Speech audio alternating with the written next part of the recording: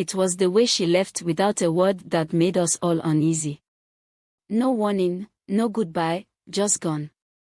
The prince's wife, Lila, vanished one night as if she'd never existed. And for the life of me, I couldn't figure out why. I had been there, seen it all, yet the whole thing still feels like a dream I can't shake off. Lila had come from the village, one of the many girls who worked in the palace. I knew her well enough. She wasn't the most striking or the most talkative, but she did her work. Quietly, efficiently. Head down, never asking for attention. That's why it caught everyone off guard when the prince announced that he would marry her. Of all the noble women and foreign princesses, the prince chose a simple maid. The news spread through the village like wildfire. The day he made the announcement, the elders were in disbelief. They tried to dissuade him, saying he should marry someone of status, someone who could help strengthen alliances or bring wealth to the kingdom. But the prince, always known for his stubbornness, wouldn't hear it. He said he loved her, that she was different. Special. I had never seen him so determined about anything before. So, despite the murmurs and rumors, the wedding went forward. It wasn't a lavish affair, nothing like the weddings we were used to for royalty. It was a small, quiet ceremony, and even the servants who had walked alongside Lila were surprised by how little fuss she made about it. I remember watching her that day. She looked distant, like her mind was somewhere else. She barely smiled, barely spoke. The prince was so happy, though, that he didn't seem to notice. For the first few weeks after the wedding, things seemed normal. Lila didn't behave any differently. She continued working in the palace, refusing to take on the life of a princess. She ate with the servants, cleaned her own quarters, and helped in the kitchen. The other maids whispered that it wasn't normal, that she should be enjoying her new life, but Lila acted like nothing had changed. Then, little by little, odd things started happening. I noticed that Lila was spending more and more time alone. She would disappear for hours, wandering the palace grounds or sitting in the garden, always under the big baobab tree. Whenever I saw her, she would just be staring off into the distance, lost in thought. It wasn't like her to be so detached. She wasn't the carefree type, but she was never this quiet. I told myself maybe she was adjusting to her new life, that maybe the pressures of being the prince's wife were getting to her. One evening, just before sunset, the prince asked me to fetch Lila for dinner. I went to their quarters, but she wasn't there. I checked the garden, the kitchens, even the storerooms, nothing. It wasn't until I passed by one of the empty servants' rooms that I found her. She was standing there, packing a small cloth bag with a few of her things. I remember the pit in my stomach when I saw her. Something was wrong. "Lila?" I asked. "What are you doing?" She didn't answer me right away. She just kept packing, moving slowly, almost like she was in a trance. I stepped closer, my heart racing, and asked again, "Where are you going?" This time she stopped and looked up at me.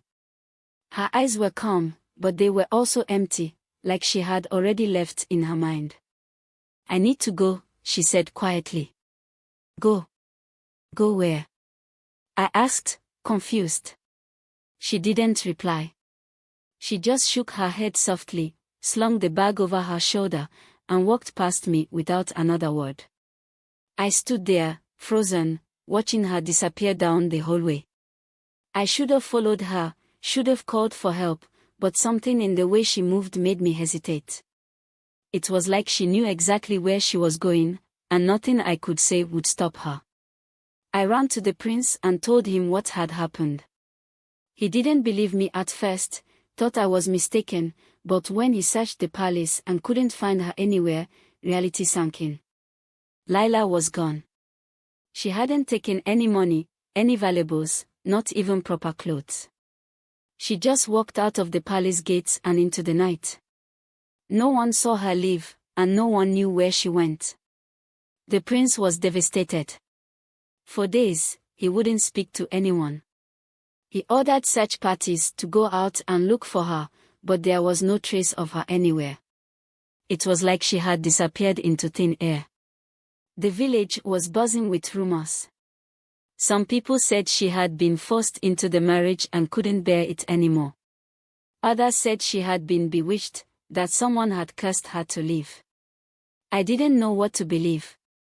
Weeks went by, and still, no sign of Lila. The prince tried to go back to his duties, but he wasn't the same. He became quiet, withdrawn, and often locked himself in his quarters for hours at a time. I would sometimes catch him staring out the window, his eyes distant, as if he was waiting for her to come back. Then one day, I overheard some of the older maids talking. They said Lila had always been strange, even before the prince noticed her. One of them, an older woman who had been in the palace for decades, said she had seen Lila talking to herself in the garden many times. I had seen her sitting under the baobab tree often, but I never thought anything of it. The older woman, though, seemed convinced that Lila had been hiding something. Days turned into weeks, and then one afternoon, everything changed. I was out by the market, buying supplies, when I heard a voice. It was faint, coming from a small alleyway. I followed it, and there she was, Lila. She was sitting on the ground, looking tired, but alive. Her bag, the same one she had packed that night, lay at her feet. Lila! I called out. She looked up at me, her eyes heavy with exhaustion, but there was something different about her now. She seemed lighter. Relieved. I asked her where she had been, and for the first time, she told me the truth. Lila had been troubled for a long time. Before the prince noticed her, she had been carrying the weight of something personal. Her father, who had passed away years ago, had made her swear to marry for love, not for power or money. When the prince chose her, she was torn. She did love him, but the pressure of becoming a princess had overwhelmed her. She felt like she had betrayed her father's wish, losing herself in the process. That night she left, she hadn't known where she was going. She had wandered the nearby villages, trying to figure out who she really was, and if she could be both the girl her father wanted her to be and the princess the prince needed. For weeks, she searched for answers, but it wasn't until she returned to the market, back to where her simple life had been, that she found peace. I realized that love was all that mattered, she told me, her voice steady. I was afraid of the palace, of the expectations, but now I know I belong there, with him. I took her back to the palace that very day. The prince was speechless when he saw her. He didn't ask where she had been or why she had left, he just held her, as if afraid she would disappear again. From that day forward, Lila stayed.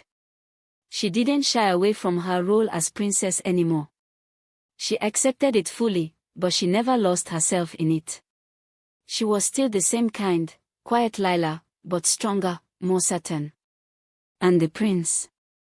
He was happy again, happier than he had ever been. In the end, Lila found a way to honor both her father's memory and her love for the prince. She realized she didn't have to choose between being a maid and a princess. She could be both strong, kind, and in control of her own story. And so, the story of the prince and the maid didn't end with a disappearance or a mystery, but with a new beginning, one where they both found their way back to each other, stronger and more in love than ever before.